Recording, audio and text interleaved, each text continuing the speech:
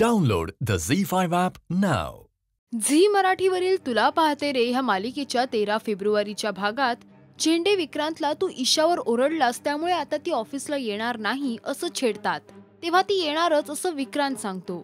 तितक्यात तिथे ईशा येते आणि ती ऑफिसला येणार नाही असं विक्रांतला सांगते आणि ती झेंडे आणि विक्रांतला जेवायला बोलावून निघून जाते.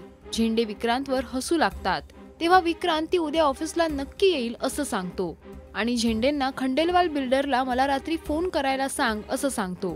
इकडे आईसाहेब ईशाला तिच्या निर्णयाबाबत विचारतात. तेव्हा ईशा सरांना तणावात ठेवून मी ऑफिसला जाऊ शकत नाही असं सांगते. आईसाहेब यावर काही बोलत नाहीत.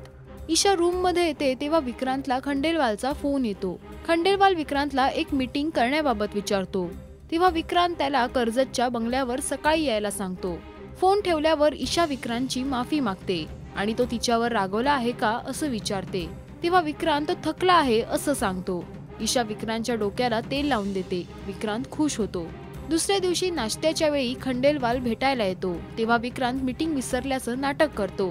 तेव्हा ईशा विक्रांतला रात्री त्यानेच खंडेलवाल सरांसोबत मीटिंग ठरवल्याचं सांगते. हे ऐकून विक्रांत नाश्ता न करता खंडेलवाल सोबत मीटिंग साठी निघून जातो. ऑफिसमध्ये झेंडे विक्रांतला ईशा येणार नाही असं सांगतात. तेव्हा ती येईल असं विक्रांत सांगतो आणि मी 3 अंक मोजायच्या आत ती आतमध्ये येईल असं सांगतो. मात्र तितक्यात जयदीप आत येतो आणि वहिनीने मला पाठवल्याचं सांगतो. तो आता विक्रांतला मदत करेल असंही सांगतो. आजच्या सर्व मीटिंग्स जयदीप करेल असं विक्रांत मायराला सांगतो आणि जयदीप किती दिवस या ऑफिसमध्ये टिकतो हे मी पाहतोच असं झेंडेंना बोलतो. ईशा ऑफिसला येणार का? ईशाला ऑफिसला आणण्यासाठी विक्रांत आता काय चाल खेळणार? या सर्व प्रश्नांची उत्तरं मिळवण्यासाठी पहा तुला पाहते रे सोमवार ते शनिवार रात्री 8:30 वाजता फक्त झी मराठीवर.